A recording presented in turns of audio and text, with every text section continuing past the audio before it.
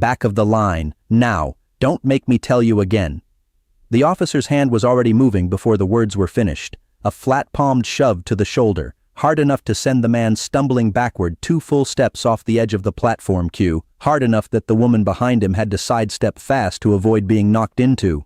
The man he had shoved was in his early 50s, wearing a plain dark jacket over a white shirt, a small wheeled carry-on bag beside him, a paper coffee cup in his hand, the cup that was now on the floor, its contents spreading across the polished transit station tile in a brown widening arc. He did not shove back. He did not raise his voice. He turned and looked at the officer with an expression so composed, so precisely still, that several people nearby stopped watching the spilled coffee and started watching his face instead.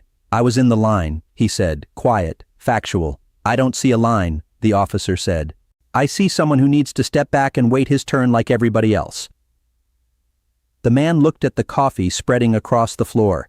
He looked back at the officer. His hands were at his sides. Something about the stillness of his hands, not clenched, not loose, but controlled, the hands of someone who has spent a long time making deliberate decisions about what to do with their hands in moments of pressure, made a woman 2 spots back in the actual line take out her phone. She started recording.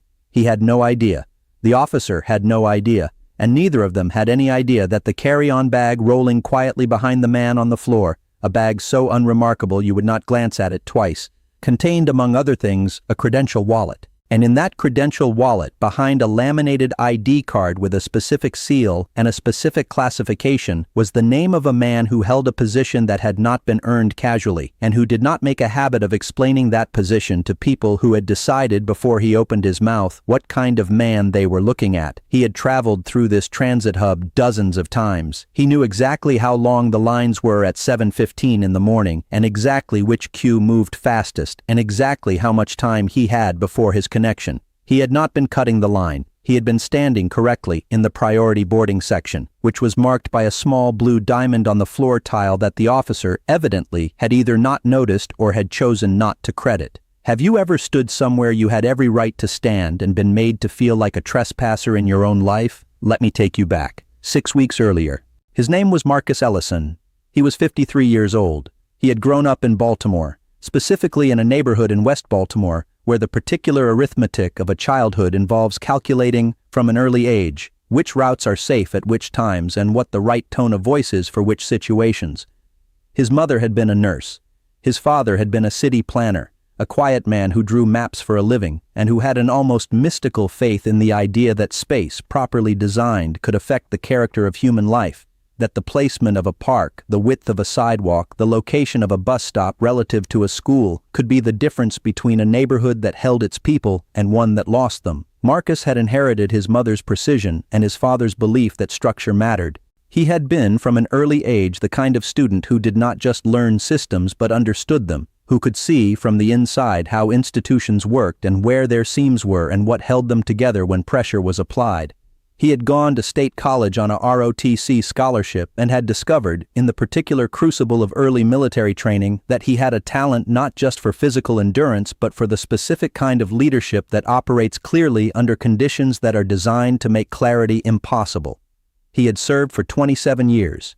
The details of that service, the specific theaters, the specific commands, the specific roles, were not the kind of thing Marcus discussed at dinner parties or mentioned on planes or offered to strangers in transit station queues. They were not false modesty, they were professional discretion. The credential in his wallet was not for showing off. It was for the specific, necessary purpose for which it had been issued. He had retired from active duty 4 years ago and moved into a senior advisory role at the Department of Defense, the kind of role that did not require a uniform but required daily the same qualities that had taken him through 27 years of service. He traveled frequently. He moved through airports and transit hubs and briefing rooms in the same plain dark jacket and white shirt he had worn all his adult life. He did not have a security detail. He did not announce himself. He had learned, in 2.5 decades in the military, that the people who needed to know who he was already knew, and the people who didn't already know were usually better served by straightforward interaction than by the performance of rank. He had been in this city for 3 days attending a series of briefings at a federal installation 40 minutes from downtown. He had a morning connection to make.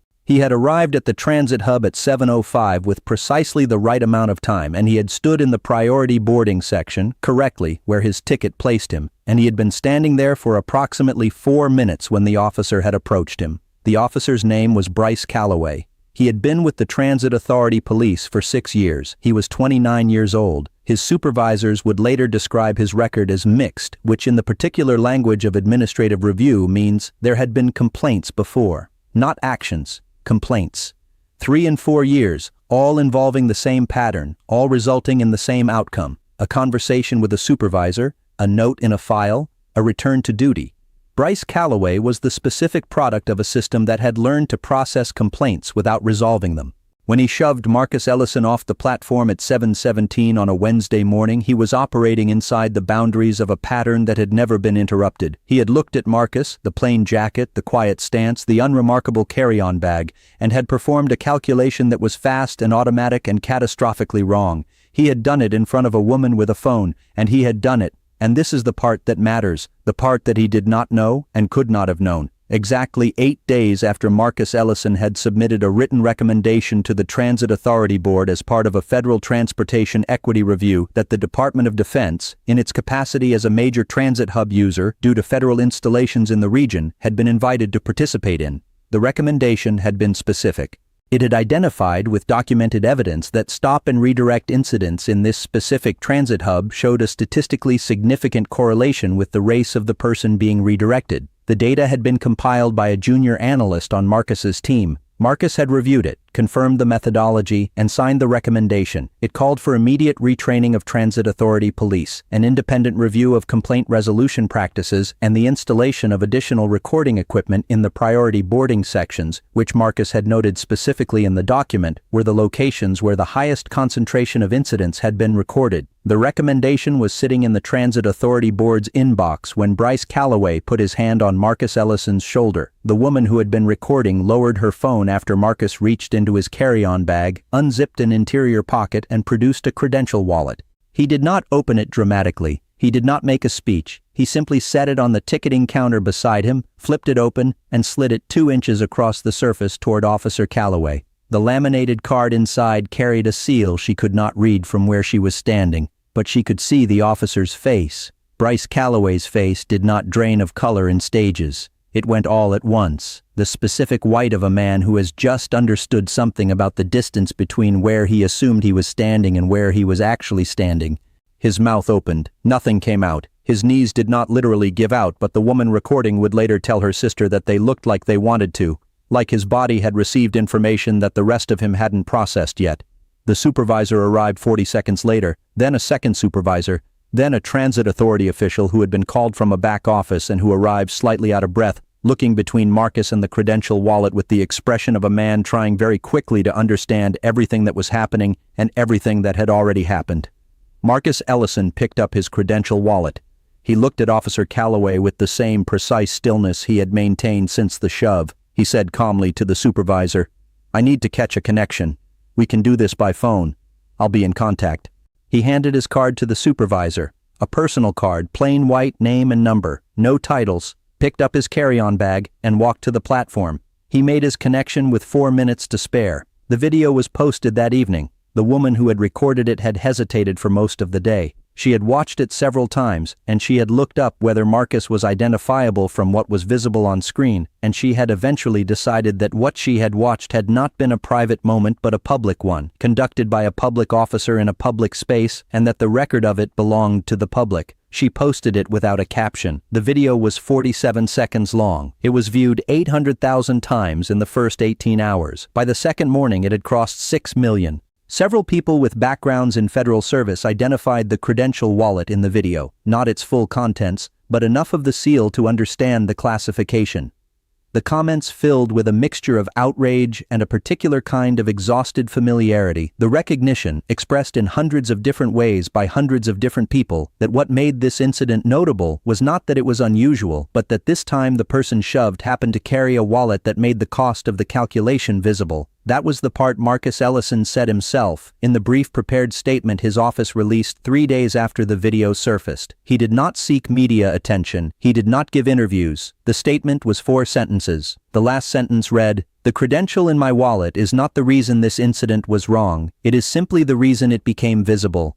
The Transit Authority Board convened an emergency session within 48 hours of the video's release. The independent review that Marcus's recommendation had called for, the one sitting in the board's inbox, was formally initiated. The complaint file for Officer Bryce Calloway was reopened, along with the two preceding files that had resulted in notes and returns to duty. A full review of complaint resolution practices was commissioned from an outside firm. Bryce Calloway was suspended with pay pending the investigation. The investigation took 9 weeks. He was terminated at the end of it. The board's public statement described the termination as consistent with the findings of the review. It did not detail the findings. It did not need to. The Transit Authority also commissioned the installation of additional recording equipment in all priority boarding sections at all 4 major transit hubs in the region. The equipment was installed within 60 days. The projected budget for the installation was $340,000. The Transit Authority Board approved it unanimously on a Tuesday afternoon in a meeting that lasted 11 minutes. Marcus Ellison was not present at the board meeting. He was at a briefing, in the same plain dark jacket and white shirt, in a federal conference room where the people in the room already knew his name and his record and the specific weight of his recommendations, and where no one looked at his carry-on bag and calculated anything at all. His father had been a city planner who believed that space, properly designed, could affect the character of human life, that the placement of a bus stop relative to a school could determine what kind of neighborhood you had, whether it held its people or lost them. Marcus had thought about that for most of his adult life, in the specific way you think about things your parents taught you when you can see, daily, the evidence of their being right. Space shapes people. And the people who design the rules of the space, who gets to stand where, who gets redirected, whose ticket is credited, and whose is questioned. Those decisions accumulate into the character of a city. They accumulate into what a city believes about itself and about who belongs in it and under what conditions. The priority boarding section had a small blue diamond on the floor tile. Marcus Ellison had been standing on it. That is where he belonged. He knew it, and he stood there, and he did not move when he was told to, and he was pushed, and he did not push back, and he was steady, and then he reached into his bag and he placed a small wallet on a counter, and he slid it 2 inches across the surface, and he let the tile speak for itself. He made his connection with 4 minutes to spare. He always made his connection. He had been making his connections in this country through these spaces under these conditions for 53 years. 4 minutes was more than enough. If something in this story stayed with you, if you recognized something in it, in the steadiness of his hands or the weight of what he carried or the diamond on the floor that he had every right to stand on, hit like, share this, subscribe, and ring that bell. Leave me a comment. Have you ever had to prove something about yourself that should never have required proof? What did that feel like? Here's what really gets me. It's not the credential, it's the statement. 4 sentences, the last of which is, "The credential in my wallet is not the reason this incident was wrong. It is simply the reason it became visible." He didn't need to say that.